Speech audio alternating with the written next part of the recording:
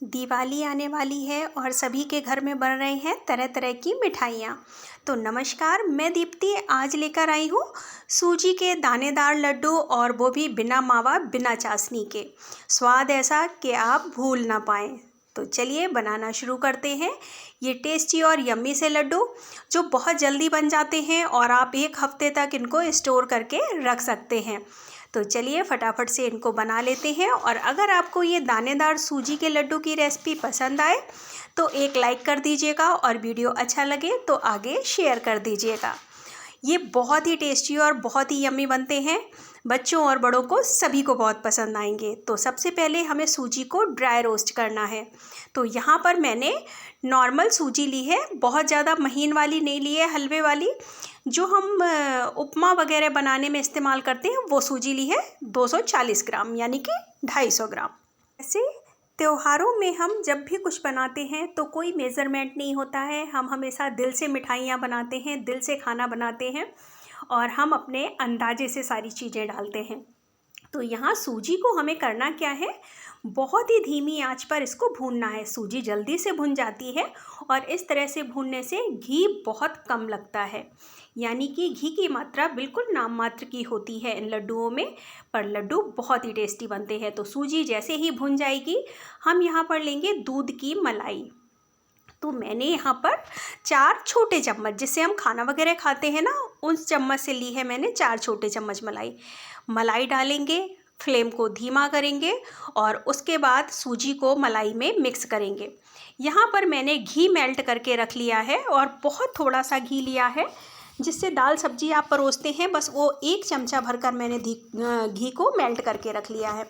थोड़ा थोड़ा घी डालेंगे और इसको धीमी आंच पर भूनते जाएंगे। एक साथ हमें कुछ भी नहीं डालना है, ना ही घी और ना ही मलाई।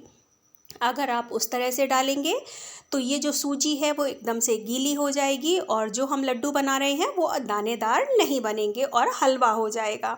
यहाँ हमें दानेदार सूजी के लड्डू बनाने के लिए ये सीक्रेट ट्रिक यहाँ पर अपनानी है।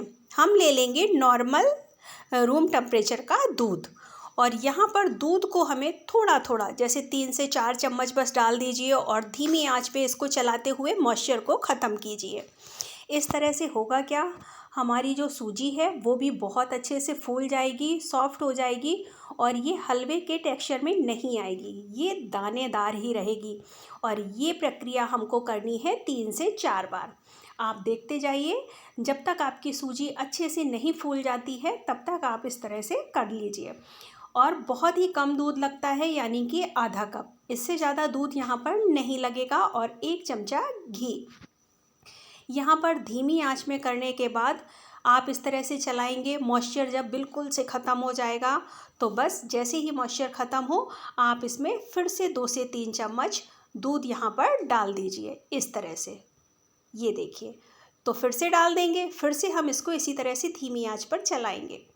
तो यहाँ पर इस तरह से जब आप इसको चलाते रहेंगे ना, तो ये खिली खिली सी रहेगी, बिल्कुल भी हलवे का टेक्सचर नहीं आएगा, और ये एकदम से खिला खिला सा टेक्सचर लेकर आएगी। यहाँ पर आप यहाँ आँखों के सामने देख सकते हैं कितनी अच्छे से ये खिली खिली सी सूजी यहाँ पर तैयार हो रही है।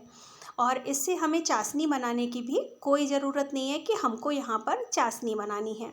तो मैंने यहाँ पर 3 से 4 बारी लगभग दूध डाला था, यानी कि लगभग आधा कप दूध यहाँ पर इस्तेमाल कर लिया है। और जो दूध बचेगा वो मैं आपको लास्ट में दिखाऊंगी कि उस दूध का इस्तेमाल हमें कहाँ करना है। यहाँ पर मैंने बहुत ही ज़्यादा फ्लेम को धीमा कर रखा है, और ये देखिए सूजी का कलर चेंज हो गया है। तो अब हम यहाँ पर थोड़ा थोड़ा सा जो दूध और घी बचा है उसको हम लास्ट में इस्तेमाल करेंगे। सूजी को हम अभी ठंडा होने के लिए साइड में रख देते हैं। इस तरह से आप अच्छे से चला दीजिए, क्योंकि ये नॉन स्टिक कढ़ाई है और काफ़ी देर तक गर्म रहेगी। तो यहाँ इसको हमने ढक के साइड में कर दिया।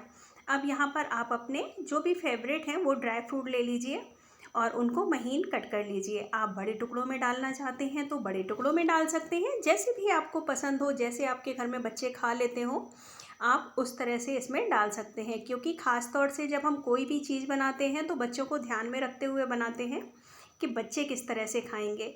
तो मैंने यहाँ पर इस तरह से टुकड़े किए हैं। अब हम यहाँ पर चीनी ले रहे हैं। वैसे तो इसमें देसी खांड यानी कि बूरा लगता है, लेकिन अगर बूरा चीनी आपके पास नहीं है तो आप इस चीनी को पल्स मोड में पीस सकते हैं। तो मैंने इलायची डाल दी और 1 कटोरी चीनी लेने के बाद उसको पीस लिया है। पल्स मोड में पीसा है ताकि हल्की सी दानेदार रहे। अब सूजी हो गई है ठंडी, ठंडी नहीं हुई है, मतलब इतनी हो गई है कि हम उसको हाथ से टच कर सकते हैं और हमारा हाथ ना जले। तो इसको यहाँ मैंने प्लेट में निकाल लिया है। तो आप थोड़ा सा इस तरह से फैला दीजिए, क्योंकि अगर आपने बहुत ज़्यादा गर्म सूजी में एकदम से डाल दिया ना चीनी को, तो चीनी अपना मॉइस्चर छोड़ेगी और वो एकदम से गीला हो जाएगा बैटर, फिर वो आपके लड्डू उतने दानेदार और अच्छे नहीं बनेंगे।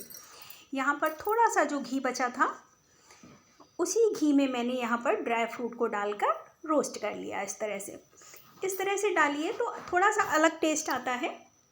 और ये ले रही हूँ मैं डेसिकेटेड कोकोनट, यानी कि नारियल का बुरादा।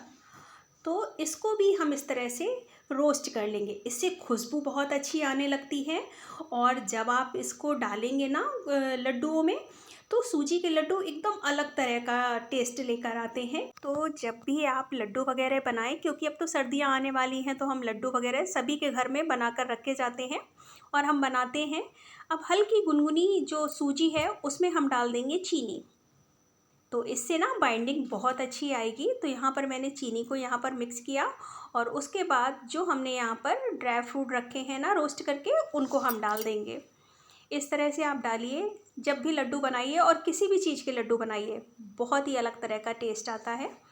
और एक कोकोनट की स्मेल बहुत अच्छी आती है जब आप इस तरह से रोस्ट करके डालते हैं। तो इन सभी चीज़ों को हम मिक्स कर लेंगे और ये हाथ से टच कर सकते हैं, इतना है। तो मैं दोनों हाथों से इसको अच्छे से मलूँगी ताकि ये बहुत अच्छे से सारी चीज़ें मिक्स हो जाएं। सूजी, चीनी और जो हमने कोकोनट वगैरह लिया है यहाँ पर, वो सब बहुत अच्छे से मिक्स हो जाए। तो यहाँ पर इसको अच्छे से मिक्स करेंगे और उसके बाद हम यहाँ पर देखेंगे कि ये अच्छे से बंध रहे हैं लड्डू या नहीं बंध रहे हैं। तो यहाँ पर मैंने इसको अच्छे से इस तरह से मिक्स कर लिया है। तो थोड़ा सा देखते हैं हाथ में लेकर, लड्डू बंधेगा या फिर वो नहीं बंध पाएगा। ये देखिए, तो अभी तो लड्डू नहीं बंध रहा है। तो इसमें हम वो दूध डालेंगे जो बचा हुआ है। तो इसमें कुल मिलाकर आधा कप दूध ही लगता है। बस इस तरह से अलग अलग थोड़े से हिस्सों में इस्तेमाल करते हैं, थोड़ा पहले और थोड़ा इस तरह से बाद में। यहाँ पर जब चीनी इस तरह से आप मिक्स करेंगे तो वो अच्छे से मिक्स भी हो जाती है और हमारा जो ये सूजी का बैटर है, ये बिल्कुल भी ऐसा नहीं लगेगा कि आप हलवा मिक्स कर रहे हो या हलवे के लड्डू खा रहे हो। ये बिल्कुल वही चाशनी वाले सूजी के लड्डू दानेदार लगते हैं। तो यहाँ पर ये देखिए, होने लगी ना बाइंडिंग बहुत अच्छे से।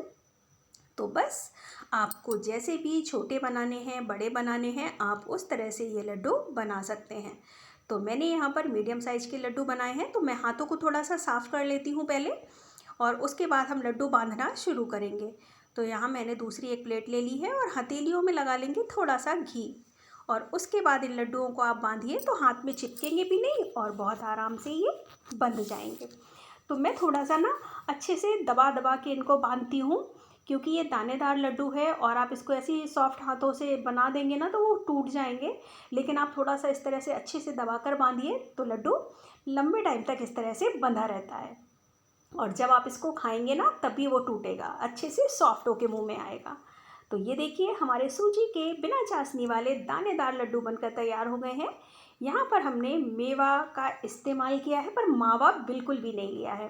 तो अगर आपको ये टेस्टी से सूजी के लड्डू पसंद आए तो एक लाइक कर दीजिएगा और रेसिपी अच्छी लग रही हो तो त्यौहार पे बनाकर ट्राई कीजिएगा। वीडियो पसंद आया हो तो कर दीजिएगा मेरे चैनल को सब्सक्राइब और बेल आइकन ज़रूर प्रेस कीजिए ताकि मेरे आने वाले वीडियो की नोटिफिकेशन आप तक पहुंच सके। और साथ ही मैं जो भी दिवाली पर बनाऊं वो आपकी किचन में भी महके जाकर। तो एंजॉय कीजिए।